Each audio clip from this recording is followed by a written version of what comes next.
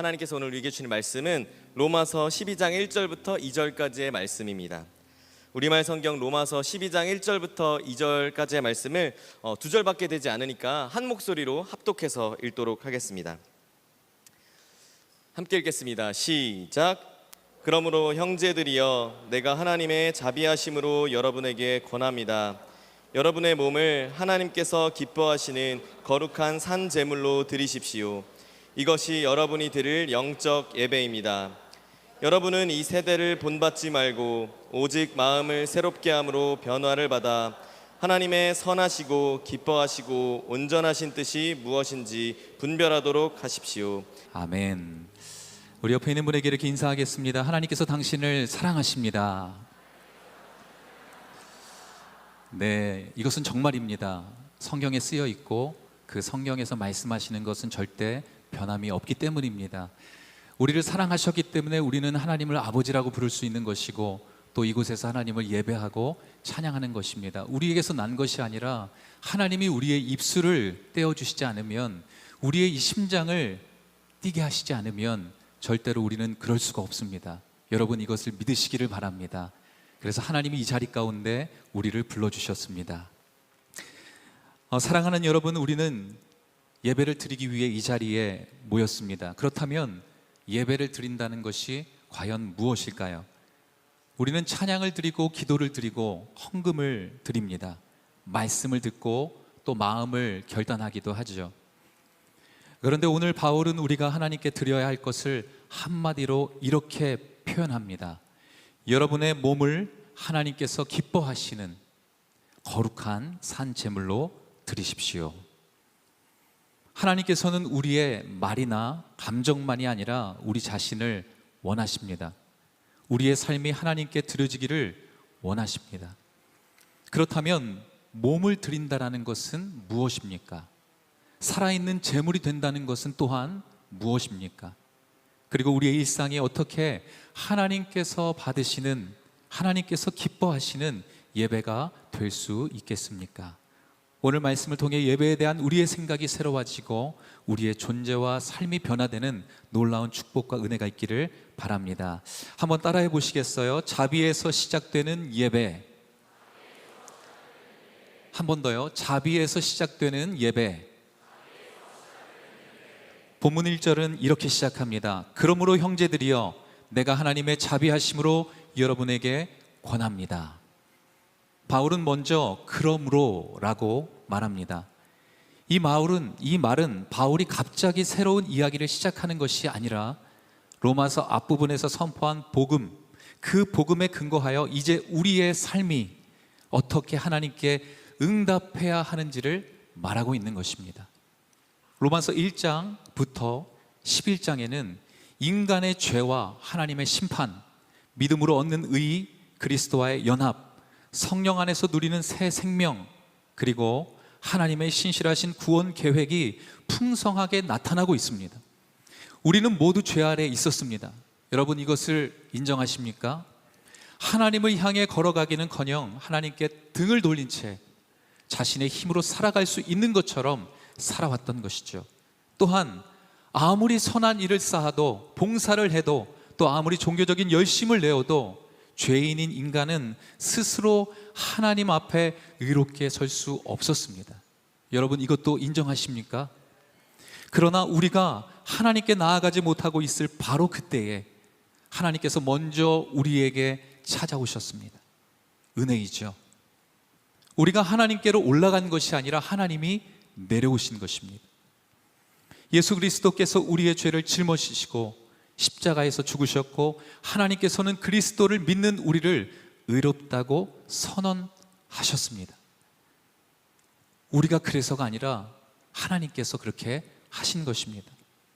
죄에 매여 살아가던 옛사람은 그리스도와 함께 십자가에 못 박혔고, 그리스도께서 죽음에서 일어나실 때 우리도 새로운 생명으로 일으킴을 받았습니다. 그리고 하나님께서는 우리 안에 성령을 보내주셔서 더 이상 죄의 종이 아니라 하나님을 아버지라고 부르며 살아가는 자녀가 되게 하셨습니다. 여러분, 이것이 바로 복음입니다.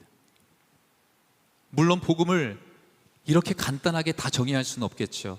그러나 우리가 지금 끊임없이 경험하고 있는 복음의 능력 안에 나타나는 현상들, 하나님이 우리에게 허락하신 은혜의 증거들이죠. 여러분들에게 이 복음을 들려드리고 싶었어요. 바울도 마찬가지입니다. 바울은 이 놀라운 구원의 은혜 위에서, 이 은혜의 반석 위에서 이제 우리의 삶이 어떻게 하나님께 응답해야 하는지를 선포하는 것입니다. 내가 하나님의 자비하심으로 여러분에게 권합니다. 바로 이것이죠. 내가 하나님의 자비하심으로 여러분에게 권합니다. 여러분들에게 복음이라고 말씀드리며 들려드렸던 이 모든 스토리가 바로 이 자비하심으로, 이 자비하심, 이 반석 위에 다시 한번 많은 사람들에게 하나님의 말씀을 공급하고 있는 것입니다. 그래서 이 순서가 중요합니다. 바울은 하나님께 복을 받으려면 너희 몸을 드리라 라고 말하지 않았습니다. 하나님께 버림받지 않으려면 더 열심히 살아라 라고도 말하지 않았습니다. 하나님께서 먼저 자비를 베푸셨기 때문에 이 순서가 중요합니다. 하나님께서 먼저 자비를 베푸셨기에 이제 그 자비 앞에 우리 자신을 드리라는 것입니다. 여러분, 이것을 꼭 기억하십시오. 제가 20대 초반에 티베트에 갔을 때 매우 인상적인 장면을 보았습니다. 수많은 사람들이 여름궁전을 향해서 절하고 있는 것이죠. 아마 가보신 분들은 경험하셨겠지만 차마고도의 그 여정을 통해서도 수많은 사람들이 절을 하면서 가지 않습니까? 그런데 특별히 그 여름 궁전을 향해서, 그 방향을 향해서 절을 하고 있더라고요. 한 사람만 하는 것이 아닙니다. 너무나 많은 사람들이. 그런데 그들이 절하고 있는 이 바닥이 어떤 바닥이었을까요? 수많은 세월을 견뎌낸 돌바닥이었습니다. 근데 그 돌바닥이 맨질맨질해졌어요. 빛이 났어요. 광이 났어요. 얼마나 많이 절했으면, 얼마나 많이 엎드렸으면, 그곳에서 엎드리고 절하고 울며 기도했으면 어찌 그 수많은 세월을 이겨낸 돌, 거친 돌이 그 표면이 맨질맨질해졌을까요? 그 모습을 보며 그들의 열심과 간절함에 놀랐습니다. 자신의 몸을 아끼지 않고 신을 향해 나아가고 있었기 때문이죠. 그때 저는 이런 생각도 했습니다. 우리도 이 정도는 해야 하지 않은가? 그러나 그 절을 드리는 마음 깊은 곳에는 두려움이 더 크게 자리 잡고 있었습니다. 여러분, 우리가 예배드리고 찬양할 때, 아까도 우리가 찬양을 했는데 또 기도를 했는데 그때 우리 마음에 막 두려움이 있었습니까? 두려움으로 인하여 찬양하셨습니까? 두려움으로 인하여 기도하셨습니까? 올해 농사가 잘 되지 않으면 어떻게 할까? 자녀들이 성공하지 못하면 어떻게 할까? 아이를 얻지 못하면 어떻게 할까? 신이 나를 저주하면 내가 어떻게 살까? 내 정성이 부족해서 복을 거두어 가면 어떻게 할까? 복을 얻기 위해 절하고 재앙을 피하기 위해 절하고 신의 분노를 누그러뜨리기 위해 자신의 몸을 땅에 엎드리는 것이었습니다. 겉으로만 보면 자신의 몸을 드리는 대단한 헌신처럼 보입니다. 그러나 그 헌신을 움직이는 그 힘은 두려움이었습니다. 이것이 맞는 것일까요? 그 장면을 보면서 저는 나 자신의 신앙을 다시 한번 돌아보게 되었습니다. 혹시 나도 하나님을 그렇게 섬기고 있지는 않는가? 내가 기도하지 않으면 좋지 않은 일이 생길 것 같아서, 헌금을 제대로 하지 않으면 하나님께서 복을 거두어 가실 것 같아서, 봉사하지 않으면 하나님께서 나를 기뻐하지 않을 것 같아서, 이 정도는 해야 하나님께서 잘 봐주실 것 같아서, 겉모습은 기독교 신앙이지만 마음 깊은 곳에는 하나님과 거래하고 있을 수 있을 것입니다. 우리의 정성과 헌신을 통해 하나님의 그 사랑을 얻으려고, 불행을 막으려고 할 수도 있었을 것입니다. 그러나 바울은 그러한 마음 가운데 말씀하고 있는 것이죠. 하나님의 심판이 두려우니 너희 몸을 드리라가 아닙니다. 복을 얻으려면 이 정도를 해야 된다라는 것도 아니었습니다. 그러므로 형제들이여, 내가 하나님의 자비하심으로 여러분에게 권합니다. 여러분의 몸을 하나님께서 기뻐하시는 거룩한 산 제물로 드리십시오. 하나님의 자비하심으로. 하나님께서 먼저 우리를 불쌍히 여기셨습니다. 우리가 하나님께 돌아오기 전에 독생자를 보내셨고, 우리가 감당해야 할 이 죄의 형벌을 그리스도께서 십자가에서 담당하셨습니다. 우리가 하나님께 받아들여지기 위해 자신을 드리는 것이 아닙니다. 그리스도 안에서 이미 받아들여졌기 때문에 자신을 드리는 것입니다. 우리의 헌신은 하나님의 사랑을 얻기 위한 조건이 아니지요. 이미 받은 그 사랑에 대한 응답입니다. 이미 그 사랑을 충분히 누리고 받았기 때문에 주님을 사랑한다라고 고백하고 찬양할 수 있는 것이죠. 하나님의 그 사랑과 그 은혜를 경험해 내가 죄의 삭은 사망이지만 그 사망에서 살아나고 생명을 경험했기 때문에 다시 한번 기적이 일어나기를 기도할 수 있는 것이죠. 두려워서가 아닌 것입니다. 물론 성경은 하나님을 두려워하라고 또 말하고 있습니다. 그러나 성경이 말하는 경외는 버림받을까 봐 두려워 도망치는 종의 공포와는 다릅니다. 공포가 아닙니다. 나를 구원하신 아버지가 얼마나 거룩하고 크신 분인지 알기에 그분 앞에 자신을 낮추는 자녀의 경외입니다. 하나님의 그 거룩하심을 가볍게 여기지 않으면서도 그분의 사랑 안에서 안전함을 누리는 경외인 것이죠. 그를 두려워하면서 그를 사랑하는 것, 그를 함부로 하지 못하고 그를 사모하는 마음으로 바라보며 겸손함으로 나아가는 것이죠. 이 말씀을 준비하면서 이 찬양의 가사들이 생각났습니다. 주의 아름다움은 말로다 라는 곡인데요, 내가 주를 경외함으로 주님 앞에 섭니다. 주를 경외할 수밖에 없게 만든 하나님의 그 자비와 사랑, 바로 그분의 그 아름다우심 앞에 머무는 찬양이죠. 이 찬양을 저와 여러분들의 입술로 고백하며 계속해서 말씀을 이어가기를 원합니다. 함께 찬양하며 나아가도록 하겠습니다. 주의 아름다움은, 주의 아름다움은 말로 다 형언할 수 없고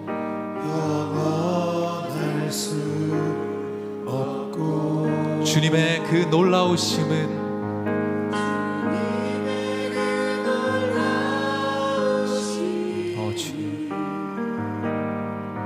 다 표현할 수가 없네. 아멘. 누가 그 지혜를 깨닫고 누가 깊은 사랑 증명할까. 보좌에 앉으신 주의 위엄 아름다우신 주님, 내가 주를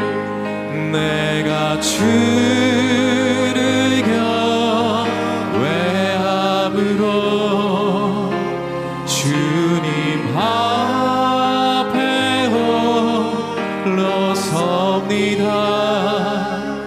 찬양 받으시 기합당한 거룩하신 우리의 마음에 손을 얹고 내가 주를 경외함으로 내가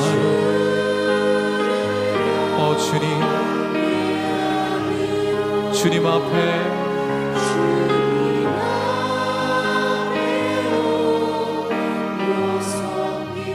찬양 받으시기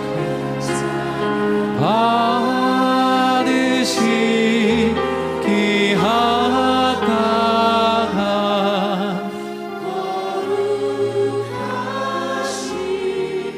주님.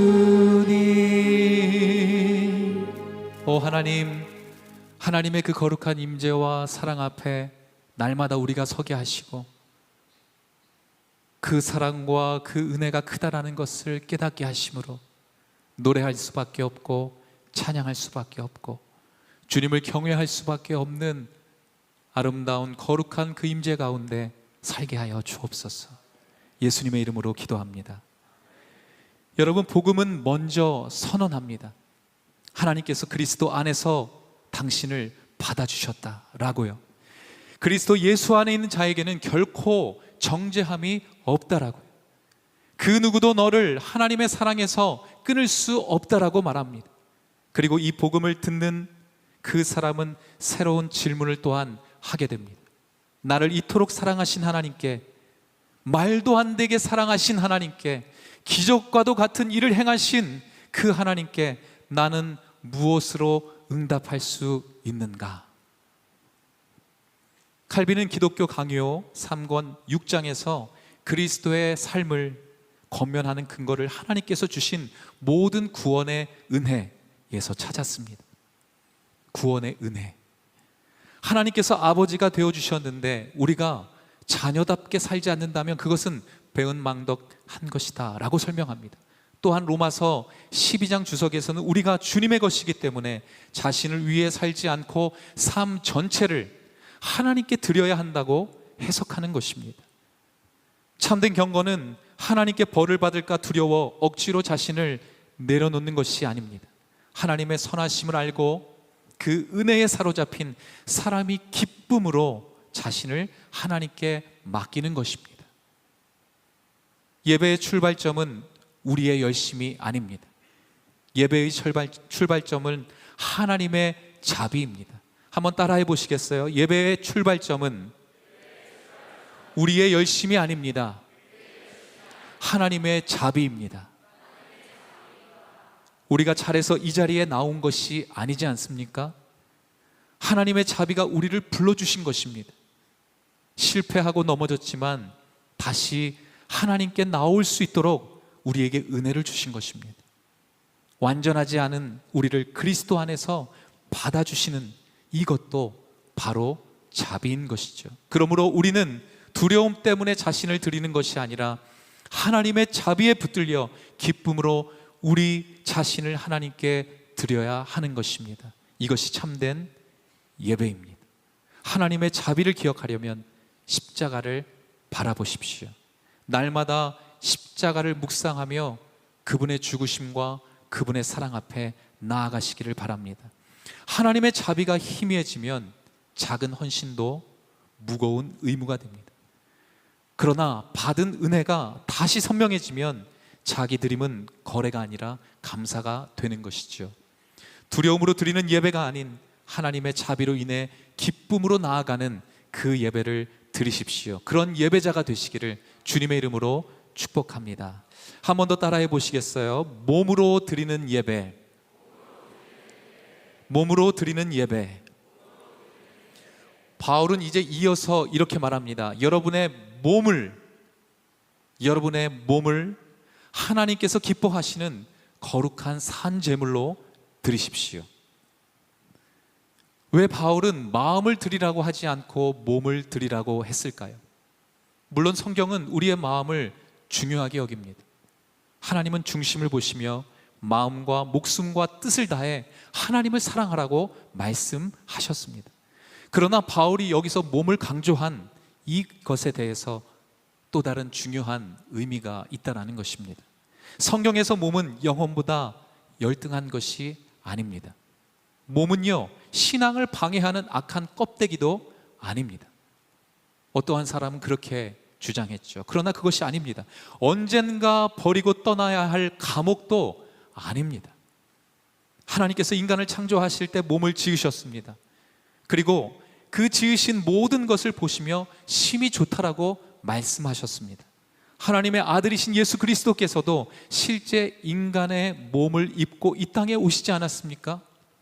그 몸으로 배고픔과 피곤함을 경험하셨습니다. 그 몸으로 병든 사람을 만지셨습니다. 그 몸으로 제자들의 그 발을 씻겨주셨습니다. 그리고 그 몸으로 무엇을 하셨습니까? 십자가에 달리신 것입니다. 예수님은 몸을 벗어버리는 방식으로 우리를 구원하신 것이 아닙니다. 몸을 입으시고 몸으로 순종하시며 몸으로 고난받으심으로 우리를 구원하셨습니다. 또한 성경이 말하는 구원은 영혼에만 머물러 있지 않습니다. 하나님께서 마지막 날 우리의 몸도 다시 살리셔서 온전한 구원을 이루실 것입니다. 그러므로 몸을 하나님께 드린다는 것, 이것은 먼저 몸이 하나님께서 창조하시고 구속하시는 귀한 존재이다라는 것을 우리가 인정하는 데서 시작합니다. 그렇다면 몸을 드린다는 것은 구체적으로 무엇을 의미할까요? 몸은 우리의 믿음이 실제로 나타나는 자리입니다. 마음으로 사랑한다고 말할 수 있습니다. 그러나 사랑은 몸을 움직여서 시간을 내야 합니다. 찾아가야 합니다. 손을 내밀 때 구체적으로 이것이 나타나는 것입니다. 마음으로만 사랑할 수 없습니다. 마음으로 용서했다라고 말할 수 있죠. 그러나 실제 용서는 무엇입니까? 그 사람을 향한 공격적인 말을 이제는 멈추는 데 있다라는 것입니다. 다시 인사를 시작하고 관계를 회복하기 위한 행동을 시작할 때 드러나는 것입니다. 기도하고 싶다는 그 마음도 몸이 기도의 자리에 앉아야 실제 기도가 되는 것입니다. 말씀을 사랑한다라는 고백도 눈으로 그 말씀을 보고 귀로 들어야 하는 것입니다. 그 말씀에 따라 우리의 몸을 움직일 때 삶이 되는 것이지 않습니까? 우리의 믿음은 마음 속에만 머무는 것이 아니라 몸을 통해서 구체적으로 행동으로 나타나는 것입니다. 그래서 몸을 드리라는 이 말씀은 단순히 육체의 한 부분만을 드리라는 것이 아닙니다. 우리의 몸을 가지고 살아가는 구체적인 삶 전체를 하나님의 주권 아래 두라는 것이지. 여러분, 우리가 그렇게 하고 있습니까? 우리의 입을 하나님께 드린다는 것은 찬송을 부르는 것만이 아닙니다. 진실을 말하고 사람을 살리는 말을 하고 다른 사람의 명예를 함부로 훼손하지 않는 것입니다. 우리의 눈을 드린다는 것도 예배의 시간에 눈을 감는 것만이 아닙니다. 무엇을 바라볼지를 선택하고 사람을 욕망의 대상으로 보지 않으며 고통받는 그 이웃을 외면하지 않는 데까지 이르는 것입니다. 우리의 손을 드린다는 것은 무엇입니까? 찬양할 때 손을 드는 것만을 이야기하지 않습니다. 맡겨진 일을 성실히 감당하고 넘어진 사람을 다시 한번 일으켜 세워주는 것이죠. 우리가 가진 것을 이 손으로 나누는 것입니다. 우리의 발을 드린다는 것은 무엇입니까? 먼 선교지로 떠나는 것만을 뜻하지 않습니다. 물론 그것도 너무 중요하고 귀한 일이죠. 화해가 필요한 사람에게 먼저 다가가는 것을 이야기합니다. 도움이 필요한 곳으로 움직이는 것을 이야기합니다. 하나님께서 기뻐하시는 길을 선택하는 것에 있는 것이죠. 우리의 몸을 드린다는 것은 시간과 물질과 일과 심, 인간관계와 삶의 계획, 건강과 연약함까지도 하나님의 뜻에 맡기는 것을 이야기하는 것입니다. 내가 원하는 대로 내 몸을 마음대로 사용하는 것이 아니라 하나님께서 기뻐 받으시는 그 일을 위해 사용하는 것입니다. 이제 더 나아가 바울은 우리의 몸을 무엇으로요? 산 제물로 드리라고 말씀하고 있습니다. 제물이라는 말은 구약의 제사를 떠올리게 하죠. 구약에서 이 제물은 하나님께 구별되어 바쳐졌습니다. 죄와 심각성을 보여주었고 하나님과의 관계를 회복하는 제사에 사용되었습니다. 그러나 신약의 성도들이 자신을 드리는 제사는 죄를 씻기 위한 속죄의 제사가 아니었습니다. 우리의 헌신과 봉사가 죄의 값을 대신할 수는 없습니다. 우리가 아무리 자신을 희생해도 그 희생으로 의롭게 될 수 없습니다. 그 누가 희생한다 할지라도, 동물이 희생한다 할지라도 우리의 죄를 희게 할 수는 없는 것입니다. 죄를 위한 완전한 제사는 예수 그리스도께서 십자가에서 단번에 이루셨습니다. 여러분, 이것을 믿으십니까? 그리스도의 속죄 사역에 우리가 무엇을 더할 수 없습니다. 그러므로 우리가 하나님께 자신을 드리는 것은 구원을 얻기 위한 것이 아니라는 것입니다. 그러므로 우리가 하나님께 자신을 드린다는 것은 구원을 얻기 위해서가 아니라는 것입니다. 우리가 하나님께 자신을 드리는 것은 그리스도께서 이루신 구원, 그 구원 안에서 하나님께 속한 사람으로 살기 위해서이고, 속죄받은 사람이 드리는 감사와 순종의 제사인 것입니다. 기쁨의 예배가 되는 것이죠. 그렇다면 산 제물이란 무엇입니까? 그리스도인은 그리스도께서 주신 그 새 생명으로 살아가며 자신의 삶을 날마다 하나님께 드리는 사람인 것입니다. 그리스도인이라고 칭한다면 바로 이것을 우리가 행하고 있어야 된다는 것이죠. 말씀 두 구절을 한번 한 목소리로 함께 읽어보도록 하겠습니다. 로마서 6장 8절의 말씀이고요, 로마서 6장 11절의 말씀입니다. 함께 읽겠습니다. 시작. 우리가 그리스도와 함께 죽었다면 또한 그분과 함께 살 것을 믿습니다. 이와 같이 여러분도 자신을 죄에 대해서는 죽은 자요, 하나님께 대해서는 그리스도 예수 안에서 산 자로 여기십시오. 아멘.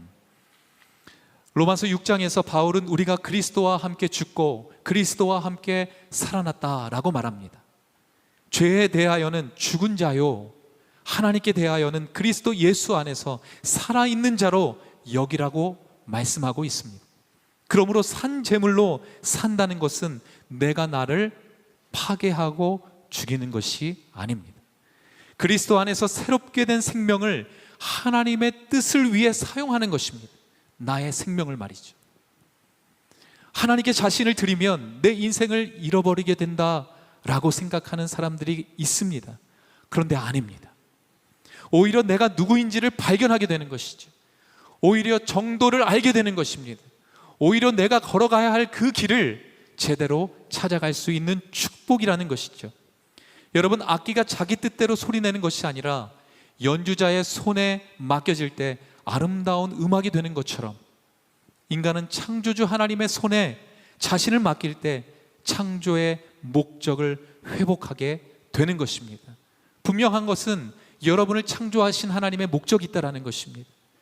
나를, 누군가를 창조한 목적이 있는데 우리가 그 목적대로 살아가고 있는가의 문제인 것이죠.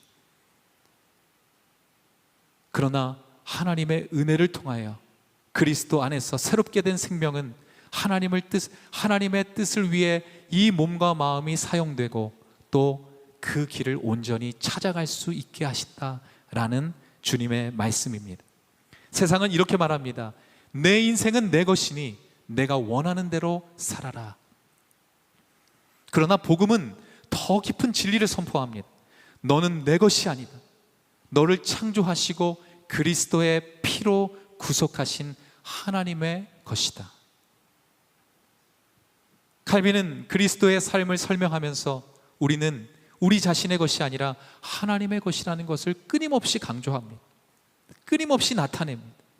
이것은 자신의 가치와 개성을 없애라는 뜻이 절대 아닙니다. 자기 부인은 자신을 미워하는 것도 아닙니다. 자신을 자기 소유로 여기지 않는 것을 이야기하는 것입니다. 여러분의 소유는 하나님이신 줄로 믿습니다. 우리의 소유는 하나님이십니다. 우리는 내가 원하는 삶을 이루기 위해 하나님을 이용하는 사람이 되지 맙시다. 하나님께서 기뻐하시는 그 삶을 살기 위해 자신을 내어드리는 사람이 됩시다. 바울은 이것을 너희가 드릴 영적 예배다라고 말합니다. 여기서 이 영적이라고 번역된 말에는 하나님의 자비를 깨달은 사람이 드리는 합당하고 분별 있는 응답이라는 분명한 의미가 담겨 있습니다. 성도는 함께 모여 말씀을 듣고 찬송하며 기도하고 성례에 참여하도록 부름을 받았습니다. 그래서 우리가 이 자리 가운데 있는 것입니다. 그리고 우리가 드리는 이 예배는 공예배입니다. 함께 예배하는 것이죠.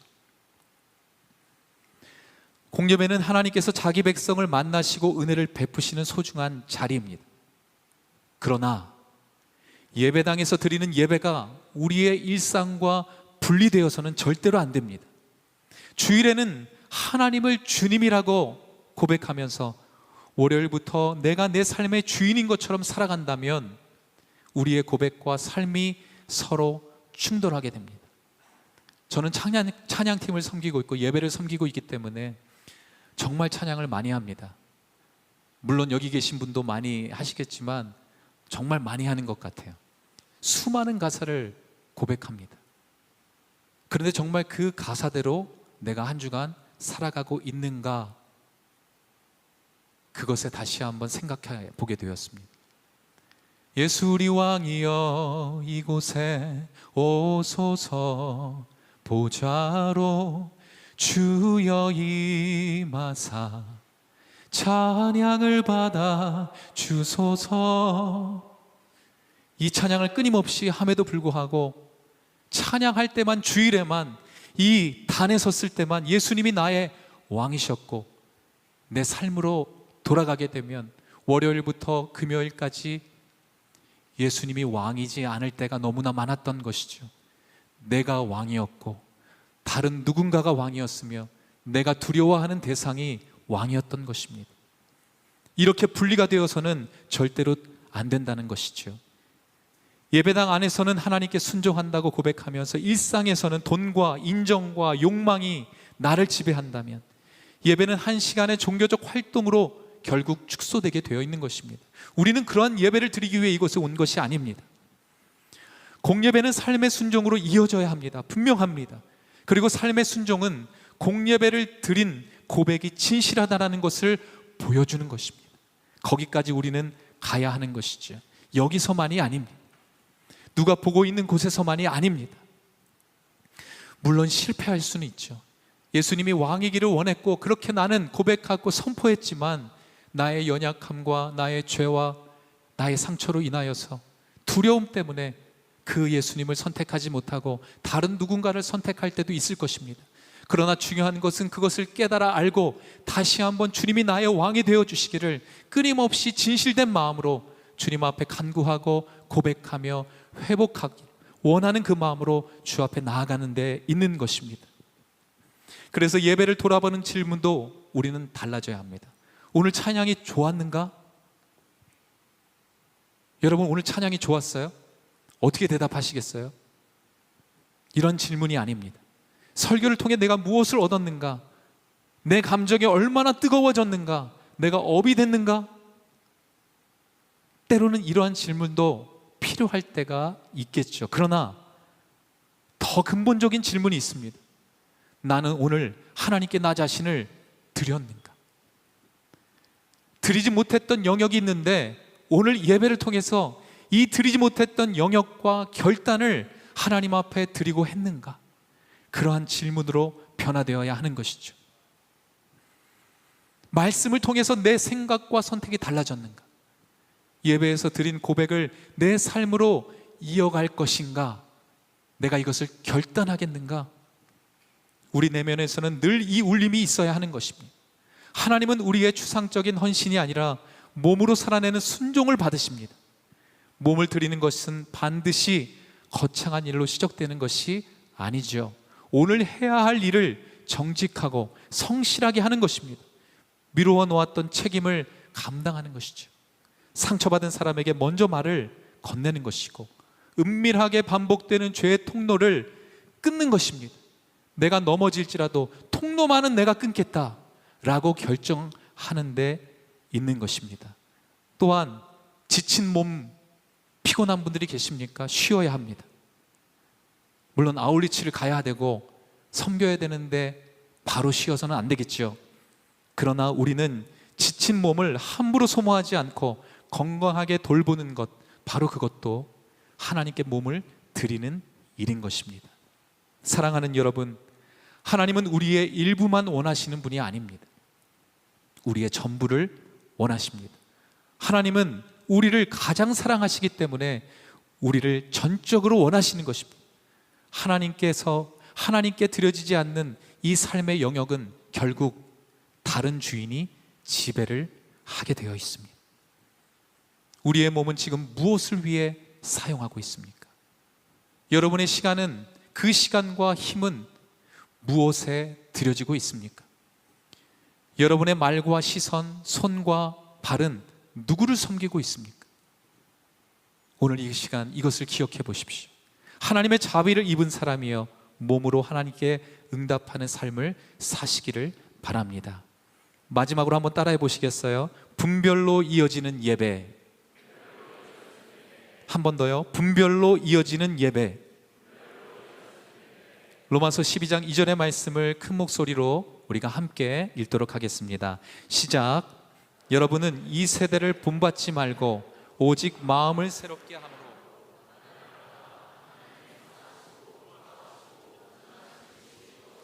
분별하도록 하십시오.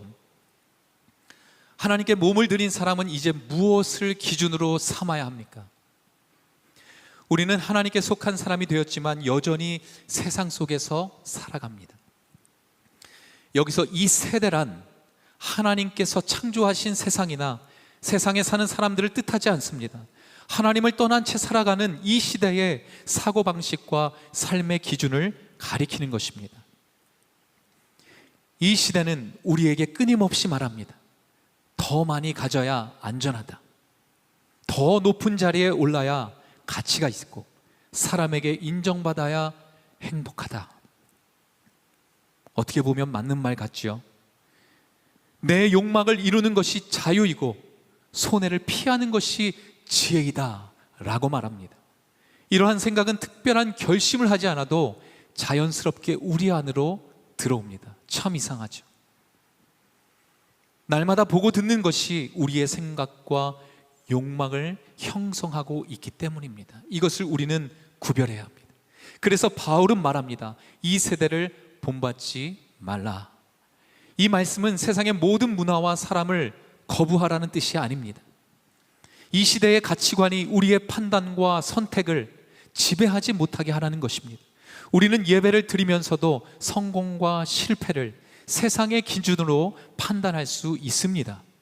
입으로는 하나님을 의지한다라고 고백하면서도 실제로는 돈과 인정과 힘을 더 신뢰할 수 있는 것입니다. 하나님의 뜻을 구한다고 하면서도 가장 편하고 손해가 적은 길만을 찾을 수 있습니다. 그러므로 우리에게 필요한 것은 겉모습의 변화만이 아닙니다. 바울은 말합니다.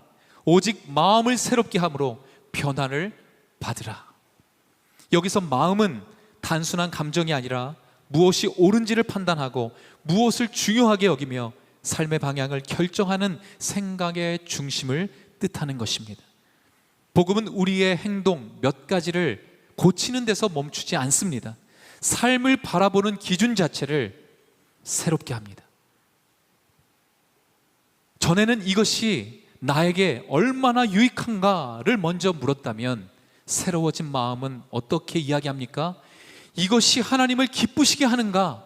라고 말합니다. 전에는 사람들의 시선이 중요했다면 이제는 하나님 앞에서 진실한지를 묻는 것입니다. 더 높아지는 길보다 사랑으로 낮아져서 섬기는 길을 선택하고 그것에 관심이 있다는 것이죠. 이것이 변화입니다. 여러분, 이러한 변화를 경험하고 계십니까? 이러한 변화 속에서 살아가고 계십니까? 이러한 축복이 여러분들 가운데 있기를 바랍니다.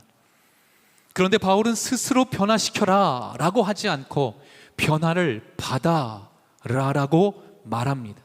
우리를 근본적으로 새롭게 하시는 분은 성령님이시기 때문입니다. 성령께서 말씀을 통해 우리의 생각과 욕망을 바로잡으시고 우리를 그리스도의 모습으로 빚어가십니다. 여러분, 이것을 인정하셔야 합니다. 성령님을 인정하셔야 됩니다. 왜 우리는 기도할 때마다 찬양할 때마다 성령이 오셨네, 성령님 오시옵소서 라고 기도하고 고백합니까? 성령님이 오셔야지만 우리의 마음에 움직임이 있게 되기 때문입니다. 성령님께서 우리의 마음을 주장해 주시기 때문입니다. 성령께서는 그 말씀을 통해 우리의 생각과 욕망을 바로잡으시고 우리를 그리스도의 모습으로 빚어가시기 때문인 것이죠. 오늘 그 성령님을 여러분들 마음에 초청하십시오. 성령님, 내 마음에 오셔서 분별하게 하시고 결단하게 하시고 그 길을 걸어가게 하소서 라는 고백으로 주 앞에 나아가는 이 시간이 되어야만 하는 것입니다. 우리가 말씀을 대할 때 이미 아는 내용으로 넘기지 마십시오. 오늘 내게 주시는 말씀으로 받아들여야 합니다. 생명의 삶의 본문을 마주할 때마다 이미 정해진 말씀이구나가 아니라 놀랍게도 어떻게 이 말씀이 내게 오늘 주어졌는지에 대한 감탄과 감사와 성령님에 대한 그 초청, 성령님에 대한 일하심을 인정하며 나아가는 여러분들이 되시기를 바랍니다. 기도할 때도 내 뜻이 이루어지기만을 구하지 말고 내가 하나님의 뜻에 맞는 사람으로 변화되기를 구해야 합니다. 마음이 새로워질 때 우리는 하나님의 뜻을 분별하게 됩니다. 오늘 위임 목사님께서 강조하신 그 본문의 순서도 너무나 명확합니다. 제가 서론부터 지금까지 말씀을 증거하며 여러분들과 나누며 하나님의 자비하심에 대한 것들을 선포하며 여러분들과 함께 했습니다. 오늘 오전부터 또 오후까지 위임 목사님께서 주일 설교를 통해서 말씀하셨던, 강조하셨던 본문의 순서가 너무나 분명합니다. 먼저 하나님의 자비가 우리를 붙듭니다. 그 자비를 입은 사람이 자신의 몸과 삶을 하나님께 드리게 되는 것입니다. 이 순서가 바뀔 수가 없습니다. 그리고 성령 안에서 마음의 변화를 받아 하나님의 뜻을 분별하는 것입니다. 여러분, 이 순서 꼭 기억하십시오. 이 영적인 동선을 여러분들의 마음 가운데 장착하십시오. 자비, 드림, 변화, 그리고 분별입니다. 성령께서 우리의 마음을 새롭게 하실 때 우리는 삶의 모든 자리에서 하나님의 뜻을 분별하며 살아가게 됩니다. 그리고 그렇게 하나님의 뜻을 따라 살아가는 우리의 일상이 곧 하나님께서 기쁘게 받으시는 예배가 될 것입니다. 다른 것이 예배가 아닙니다. 이제 예배당 안에서 드린 고백이 우리의 가정과 일터와 관계와 선택 속에서 이어지기를 바랍니다. 하나님의 자비에 붙들려 우리의 몸과 삶을 온전히 드리고 날마다 새로워져 하나님께서 찾으시는 참된 예배자로 살아가는 우리 모두가 되기를 주님의 이름으로 축복합니다.